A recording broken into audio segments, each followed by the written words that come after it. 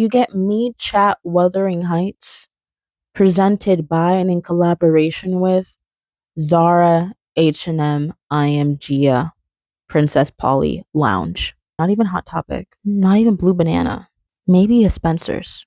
A lot of things has been lost in the minutia of presenting an aesthetic that ends up being perfect for collaborative work between fast fashion and capitalist brands. I thought it was just going to be a movie that was made for people that like movies, and I don't think it was made for people that like movies. I think it's made for people who like sitting and looking at something, though. It is made for looking.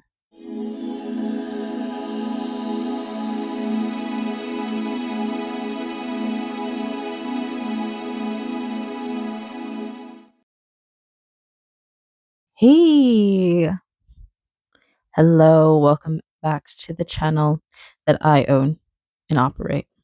Just one. Thank you so much for watching my videos.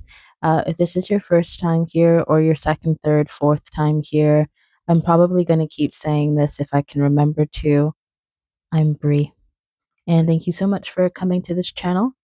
I usually talk about research topics and how I'm feeling when it comes to my research and art practice, ideas about research and things, but today we're going to kind of switch things up a little bit. I'm coming to you raw, live, and in a wretched mood. I'm not actually in a wretched mood. I'm happy because the sun is out. When the sun is out, that makes me feel a lot better. I'm also coming to you with 2 eyes today instead of 4. This is mostly because I don't know where my glasses are, and I cannot be bothered to find them. I broke my other ones the other day. So I hope that you guys still like me even though I don't have my spectacles on. To my fellow spectators, respect me without my spectacles, please. 2 things that are topical to me. One is very specific, and I've been thinking about it for the past maybe like month or so. And the other one is incredibly topical because it's something that I saw last week, not even last week, a couple of days ago on Friday, as of filming this on Tuesday. Guys, it's about Wuthering Heights. What an utter disappointment. I'm jumping onto the bandwagon, but not really, because I haven't watched anyone else's videos about this. I've actually explicitly avoided watching any Wuthering Heights content because I don't want the taint. From the thumbnails and the titles on YouTube, there seems to be a resounding opinion in the negative, and I'm going to say, gonna join that party. I'm gonna join that party. I wanna join. It's not solely because of the bandwagoning. I think if something is worthy of critique, what is it? The customer is always right in terms of trends or whatever. The resounding opinion is that this movie is bad, and usually I'm someone who, one, I don't like to hear other people's opinions about media that I haven't engaged with, especially popular media, and then I don't want to watch the thing or like experience it. That's a whole other thing. But I think that it's really easy to be incredibly negative. However, I will say that this movie does deserve some derision. Hopefully, I can structure this video a little bit. I'm doing this before I have an appointment, so I can get my foot chopped off. Join me for however much time you want to give me as I discussed with you Wuthering Heights and the defanging of the Gothic romance and macabre in our modern day. Now, when I was in university in my bachelor's, the thing that my professor tapped into our heads was to give someone a compliment sandwich. And I think that this is something that has also been carried through a lot of creative writing, English essay, critiques, the sort of Socratic seminar for babyists. Give someone a compliment sandwich. I also have notes that I was writing while I was in the theater, which they're obviously scribbles because I was writing in the dark. So I want to start out with some compliments. I want to start out with some patting. I think that there were some really amazing choices made in this film that make it special. And this is not to say that I would never watch Wuthering Heights again, but it is to say that if I were to watch it again, it would be to specifically get these things. Number one thing that is good. I think that the northern accent that is used make him sound like a proper bloke type was really, really good. Now, I love a bloke, and I love representations of blokes in media. And I think that that bloke was bloking it up. He come in like an Idols, like the lead singer from Idols. You know what I'm talking about? He comes in like that. I thought that was cool and a little sexy. Ah! I thought it was a little sexy. I thought it was really, really nice and it was a little sexy. I liked it. In a setting that is based in England, throughout all centuries, you're going to find this discrepancy between classes. We'll get to that in a second, but the biggest discrepancy is going to be in the accent. And I thought it was really fun and well done to make him have such a drawl of an accent. The sort of accent that I would expect to hear from someone around like Gorton, maybe Ashton Underline, probably Yorkshire. Nah, I don't know if it's quite Yorkshire. I don't know my accents too well in England yet. I haven't been here long enough. I can distinguish some here and there. But anyways, the man sounded northern and I liked it. Not even he sounded like he was like it was one of those like a born and bred in city accents. You come in like Roadman, which I like. Very, very good. Very, very good. The other thing that I liked. Let me pull up this diva. So number two, Alison Oliver. This diva out divaed everyone on that show. You should have never let that lady be on screen at this particular point in this film because she ate everybody up. Everybody up. Scenery chewing does not describe what that girl was doing. And if you were to talk about the grotesque body, she embodied that. The scenes that Isabella functioned as a sort of main pole focus point were standout. And I think benefited the movie's ethos and perspective and message the best. This goes to say just to all of the supporting cast, basically, incredible, incredible work. That goes into number three. I think some of the sets were really fun. I really enjoyed the particular set that we get about midway through the movie, featuring Mon Mr. Shaw and his many, many bottles of drink. I thought that was really, really fun and really, really comical, also morbid and quite fascinating. And I think a lot of the sets that you get in the Linton household were gorgeous. There were some funny things. I think that there were some really good funny points of the movie, some things that didn't genuinely like make me chuckle and giggle, and I think we're meant to.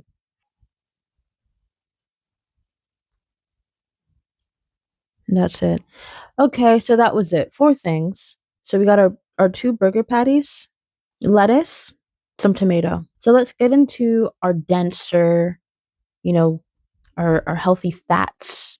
This can be corn, a bean, red bean, a quinoa patty if you prefer. If you eat meat, it can be chicken or turkey, or it can be your standard beef patty. We're going to get into the meat and potatoes of this thing now. The meat and potatoes might even be on the burger itself. So I'm going to go through this in as much of a timeline as I can think of and try to link it back to why I started this video to begin with. Having the opening scene being the enjoyment of the gallows, interesting, poignant, and it gave me high hopes for the movie, to be honest. Now, did I have high hopes for the movie coming in? I didn't. I thought it was going to be an okay film. I definitely wanted it to be a sort of menacing, a little bit disgusting, very sexy revelry gothic movie. Oh, by the way, spoilers. I will say that if you read Wuthering Heights, you know what's going to happen by the end of this. Like, you know what the overall tonality of this book is. But if you like Wuthering Heights, I don't think you're going to like this movie. And I don't think you're going to expect some of the things that the movie does. So the opening scene is of someone being hung in the gallows and they're strung up and everyone's like, ah, look at his willy. Gentleman is sexually aroused at the point of death. They say that that's a thing that can happen to penises. I am not aware of this. I'll fact check it maybe. But immediately you have coexisting this partnership between death and heady sexual pleasure. Spectacle. I think spectacle is a really important part of this as well. You see everyone is dancing around, going absolutely crazy. This nun has her eyes rolling into the back of her head. after she shushes the boys that rightfully point out this man's member.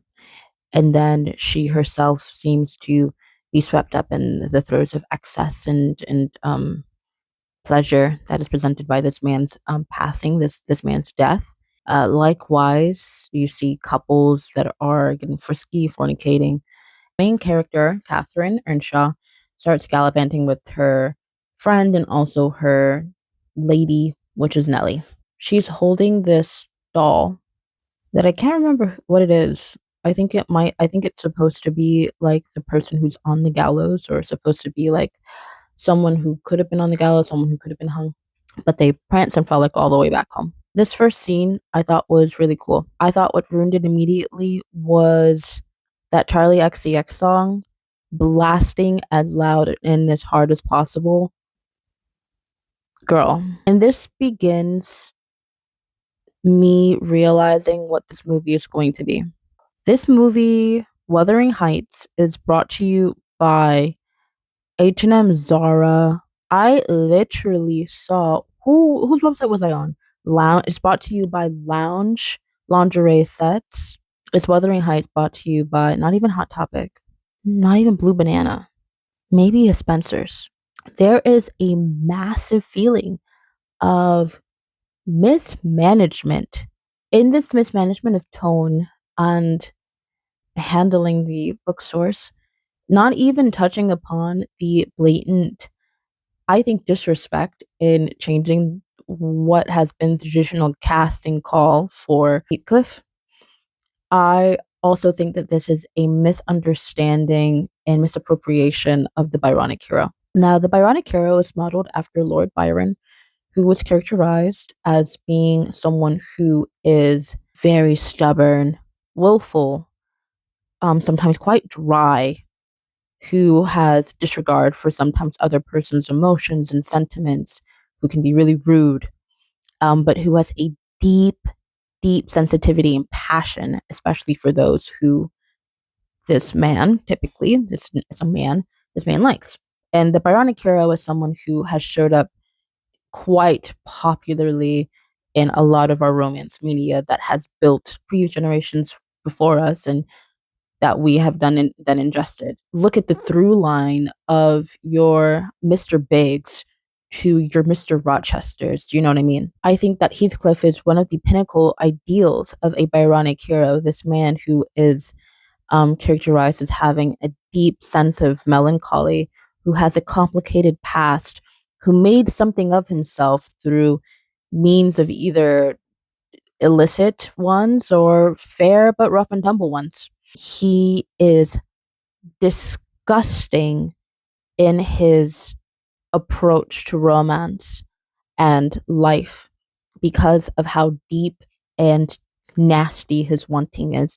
I think especially the Byronic hero during those times is seen as someone who's so improper to the point of being almost a Neanderthal in their ways, who will forego a lot of the social and societal expectations when they feel such the impulse of passion and love and need and want for someone or something. And I think that Jacob Elordi did a fantastic job portraying someone who is the me chat version of a Byronic hero. It's already insult to injury that this is not someone who is of color, not even someone who is of color. Heathcliff could be anyone who had a complicated racial history when it comes to indentured servitude, slavery in England. This doesn't even have to be a black person.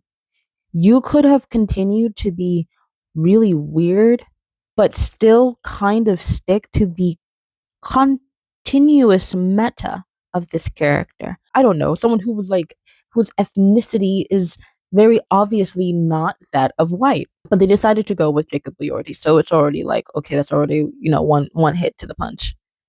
One hit to the punch, one hit to the face. Already one hit to the face. Then you have this man who, again, I think that he did an amazing job. You have this man who is babified to such an extent and like webtoon weebo to all get out. Some of the scenes I was watching, and mind you, yeah, this is your standard fare sexy, but they're coming in like it's 2000 and what was it, 15 or 2016 again? And this is the first time that people are learning about BDSM from freaking 50 Shades of Grey. He's a rough and awful man with a horrible, disgusting temper. And what does he do? He gives you a little choke, thumb in the mouth. Need us to get serious about this kind of thing. And I also need us to really analyze why this decision clashes so heavily with everything in the movie. Because to me, it's a really big standout of what makes a lot of this film fall apart, which is the usage of these characters and the actors that are making do with them. The choice to make the choice the choice to have Nellie be a woman of color, an Asian woman who is apparently the bastard of a lord, which makes her a lady. But as one of the servant girls pointed out very, very, very early on into the film, doesn't make her a real lady, now does it? Now that is interesting. Now that I want more of that.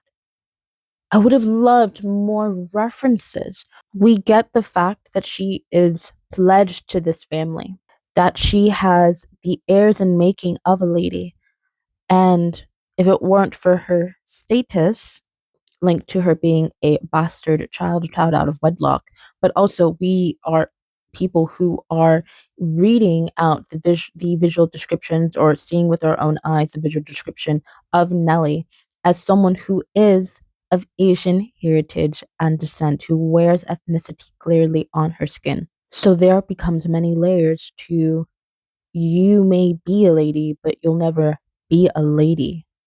And the fact that Nellie is basically Catherine's first dog that she owns and, lords over, that she's not her real friend because she's paid to be her companion, which Nellie obviously seems to have some sort of feelings about, has emotions over. We see Nellie have this push and pull with her relationship with Catherine, especially once Heathcliff is introduced into the picture. And it makes it all like incredibly compelling. I think Nellie is probably one of the most compelling characters after Isabella because I love Isabella so much. But you don't get more of that information. And then you have a white Heathcliff who is regularly described as Catherine's dog, her pup, her boy, a creature, a monster, all incredibly heavy and loaded language. What is this? What is this? What is this? What is this?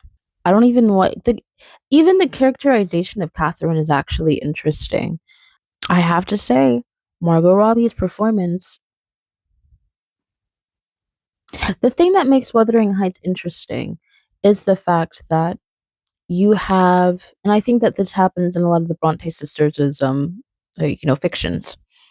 Look at Jane Eyre, for example, and her Mr. Rochester. They're both people who are incredibly reserved, somewhat socially awkward. Rochester obviously has a flair for the bizarre, and he does the weirdest sort of pranks and plots and ploys. Jane herself is someone who is an incredibly deeply passionate person, and I would describe her as being even more of a Byronic hero than her Mr. Rochester. But she is deeply sensitive, tries to be incredibly clear minded, but is prone to having these enraged moments of anger and love that make her fly away almost mentally, where she has to ground herself again. You have these like parallels between the two people that you're presented with, right? The most interesting thing about Catherine and Heathcliff is that there is this standard of shared pining to the point of derangement. I also think within that is the horrors. I think Wuthering Heights is one of the scariest books of this sort of gothic romantic period because of the descriptions of these ghostly hauntings that are being experienced by the next generation of people who are on these grounds. I'm really interested in hauntology and everything, and the idea of the haunted space and what it means to be haunted, especially in looking at tragedies and horrors that have happened to a family. In this adaptation, you don't get any of that. It's taking me a little bit to form this because you see Heathcliff as a child be put into a position of abuse. I don't think it is acknowledged if Catherine and Nellie themselves were ever hit or had anything thrown at them, but it is shown that Heathcliff bears the brunt of damage throughout his lifespan with the Earnshaws. So you have that, and that's cool. Like, that's fine. You see Heathcliff attempt and go out of his way to be helpful to Catherine. And you see this like natural, appreciation and affection spread from him, this protection that he has over her as her essentially loyal dog, which everyone does not let him forget. And you see the spurning that Catherine has for him, her own shame and capricious nature, which easily kind of mirrors what is in his inside of his own heart. And in the movie, the characterization of them are both people who are so stubborn that won't stop this push pull between them that it leads to their inevitable demises and dooms, which the movie so graciously reminds us of at the very end. It feels like it's just lacking so much of what makes a gothic romance good. And it's not even what makes a gothic romance good. It what makes a movie good. I sat through that film. I got up to pee once. I was gone for about 4 minutes. And I can tell you with confidence that much of that movie went completely over my head. It went through my ears, over my eyes, like silk cloth. There are only, like, I only remember really interesting and standout moments because I thought that the movie, for the most part, was kind of boring. I thought that Catherine was not the anchor that this movie needed. And although I know that Margot Robbie is an excellent actress, I think that something about this movie stilled her hand and did not allow her to really push into the full pressures that she could bring to this cast. Like she could really bring pressure. Like Catherine could have had a a freaking moment. Catherine is not a good person, which I like. You don't need to have a good person. I like it when someone's bad. But Catherine is not a good person. And yet the film, weirdly enough, almost seems like it wants you to think that she's just misunderstood and kind of sad.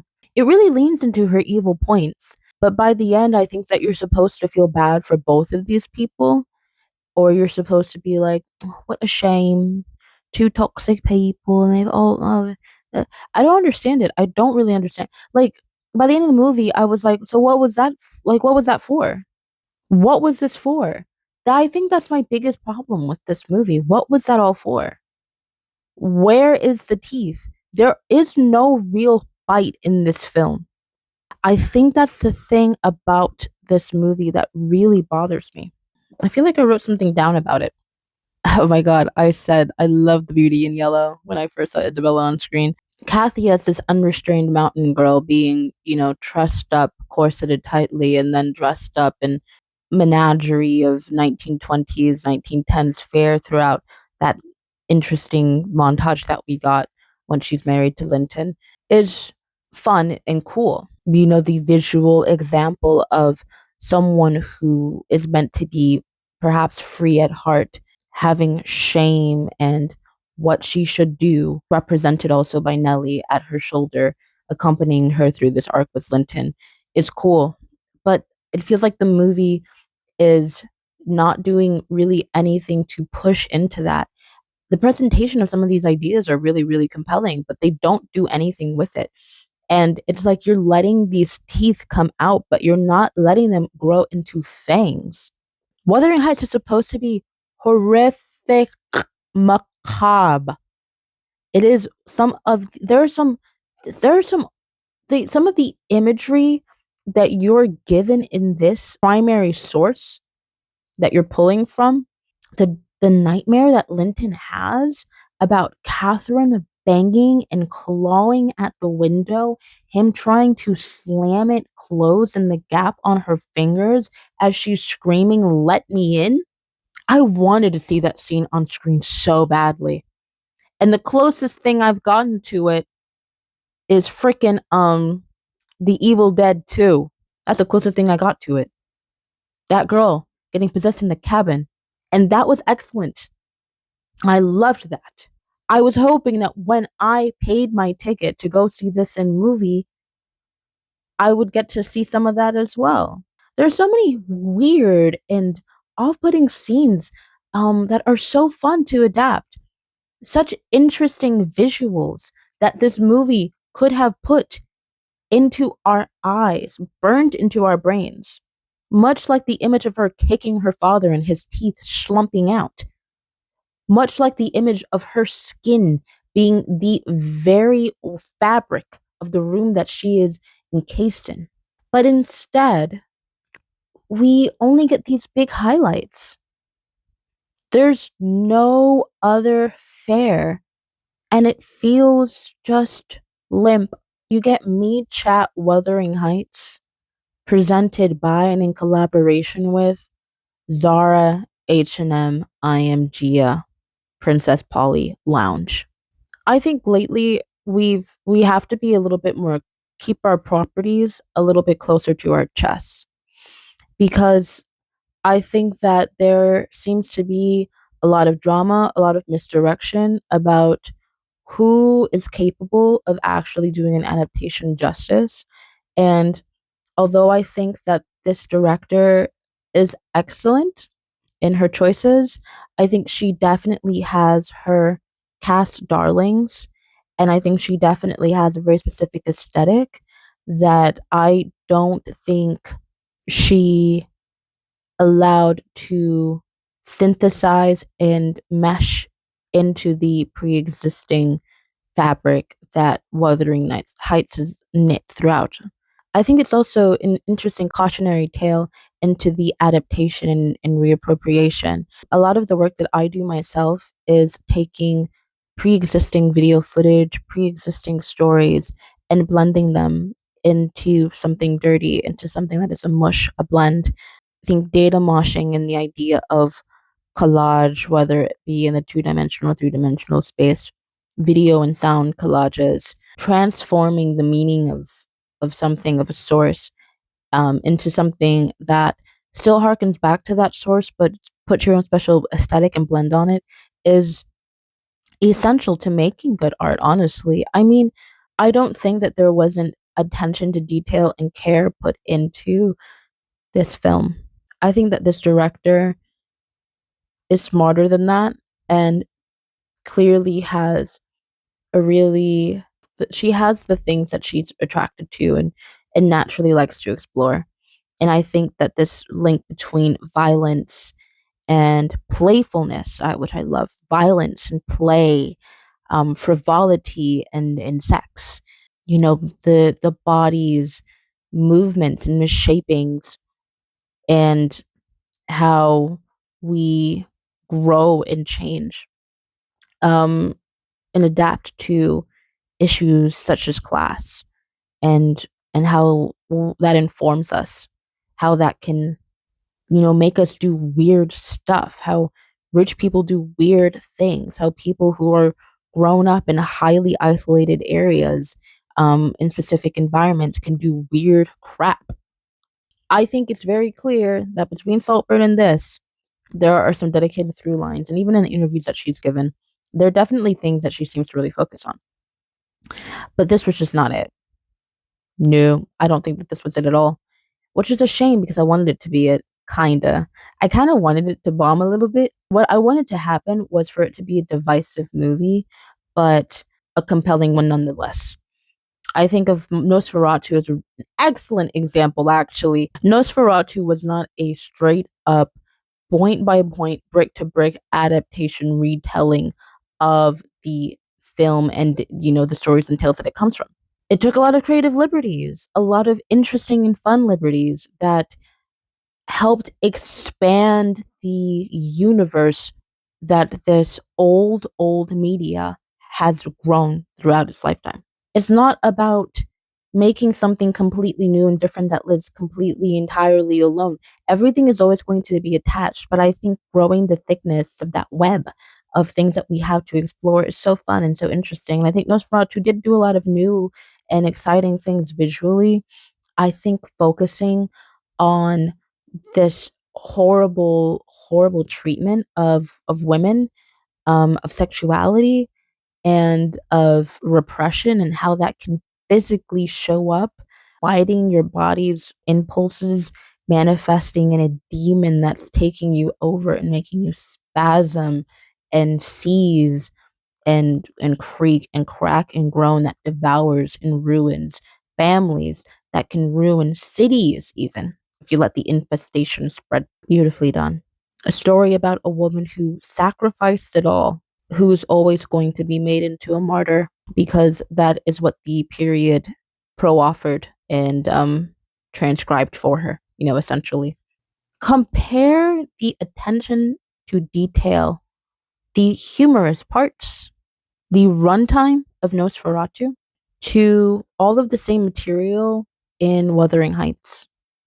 Again, this movie did too long for what little it felt like it had, right?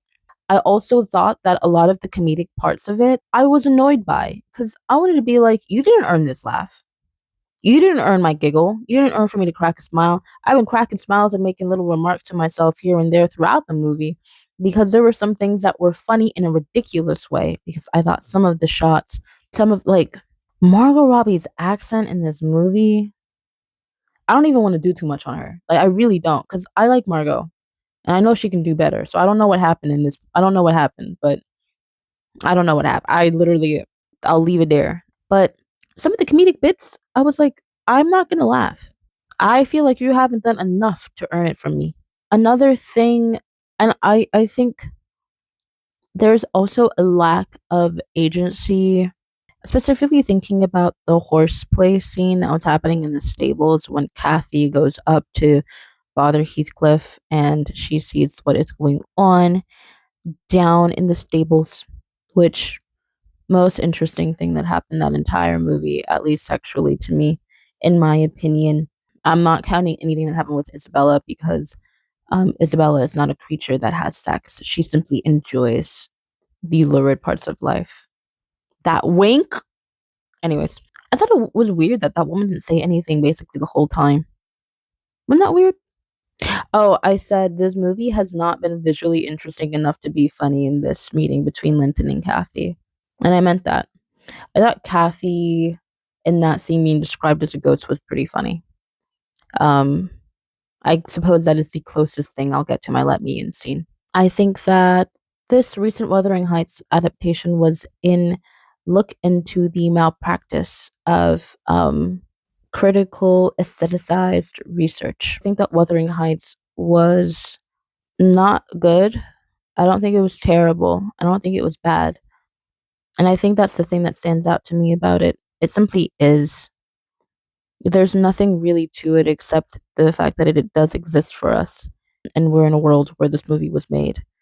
And I think that's the saddest thing about it, especially about a movie that like I've been saying, exemplifies, I think, the gothic romance genre so well and can be so visually poignant.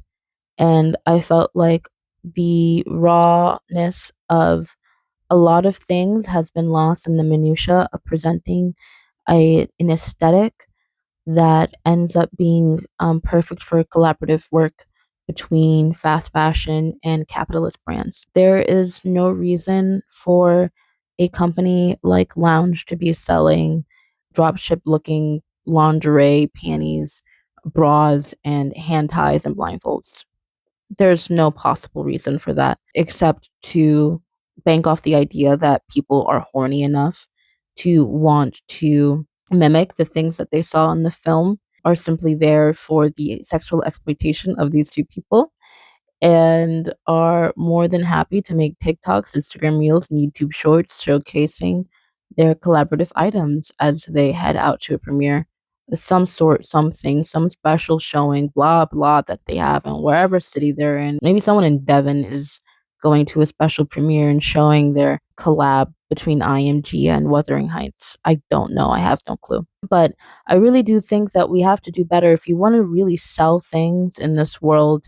I think that it maybe isn't completely incorrect to say that the audience is easy because I think that it has been shown that we are an easy to market to people and people love to buy merchandise. I am also someone who loves to buy merchandise or memorabilia as a commemoration of the things that I've just experienced, right? But I think that if you're going to try to make something that elicits that sort of emotion, that sort of, oh, I really want to like buy, like, oh, I love this, like, look, I want to get it, I want to get it. You actually have to make something that is good. And I don't think that this was good. It has been shown that the large majority of people are going to buy something. I think critically, this is not something that's going to be lasting.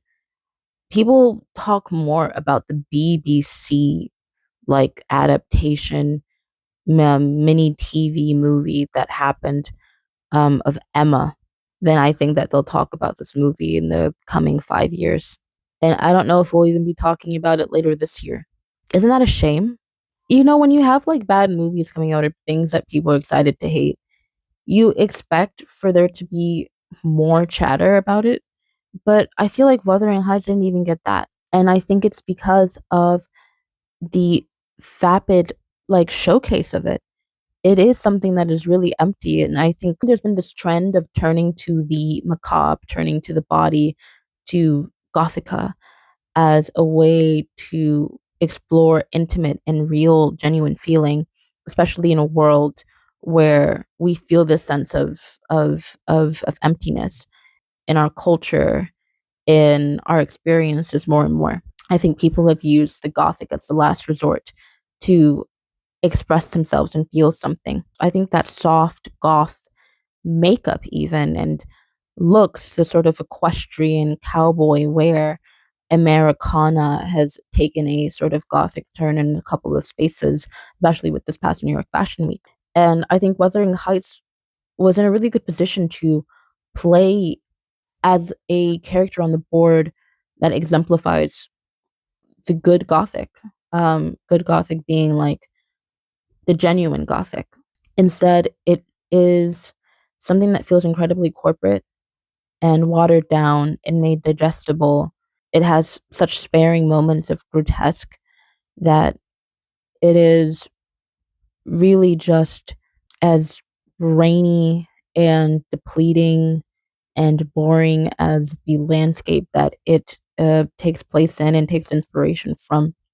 You know, if I wanted to stare and see some interesting people and some good fights and someone make out and have sex in a field, perhaps, I can just go to like the Lake District whenever I really want to, maybe on like a random Friday or something, but I'll waste some time, take the train down and sit on a mountain for like 2 hours watching some passerbys, and I'll get the same exact experience. And I'll be in fresh air. I don't know why I had to see this movie, but I did.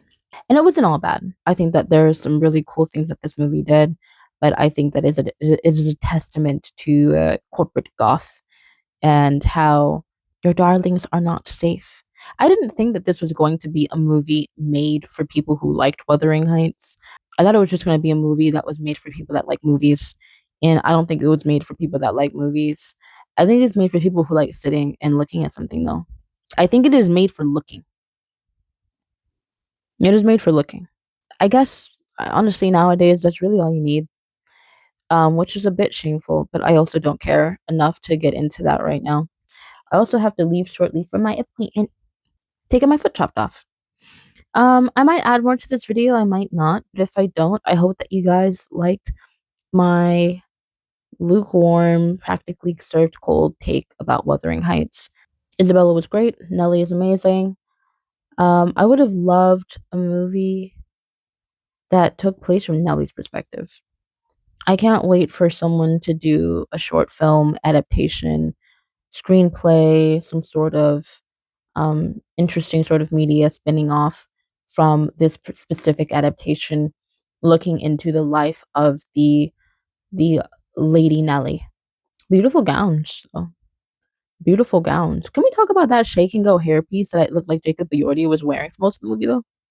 I think this movie would have really, really benefited from having the Me Chat and H&M collaboration pulled out and replacing literally Barbie with someone of a bit more interesting feature to their face, someone who's like a Bjork, someone who is like there's ample look at some of the someone from Bridgerton could have been in this movie and replaced Margot Robbie playing Kathy. Honestly, if you want the raw and honest truth of it, that could have been easily done. But y'all had to take Mark. I don't know. Thank you guys so much for joining me on what was essentially a ramble session before I have to leave to get my foot chopped off. I hope that you enjoyed it. Did you end up watching Wuthering Heights? How did you like it? Will you never watch it after everyone has said something bad about it? Do you not care? Are you excited to hear the discourse? I don't know. These are all questions that you can answer if you got to this point of the video. If you also got to this point in the video, thank you again.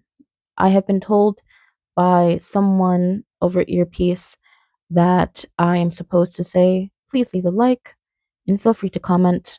I do appreciate if you comment relating to some of the discussion questions that I have asked in this video or I have left in the description. I leave discussion questions in case anyone wants a jumping off point to sort of reorient or organize their thoughts and feelings while I'm speaking.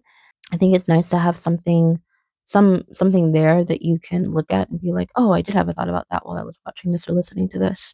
So if you have any thoughts that you want to try to get straightened out or you want a sort of prompt, I have some discussion questions that I've mentioned just before, but that will also be in the description. Again, thank you guys so much, and feel free to subscribe if you would like to see more of me. I also have my Instagram right here, and Instagram will be somewhere outside of the screen that you're watching. And otherwise, thank you guys so much for listening to me speak. I appreciate you. I'm going to run off, kitty cats. Okay, bye, kitty cats. Meow. I put a curtain up so you guys don't see my stuff in my closet. You gotta think about these things.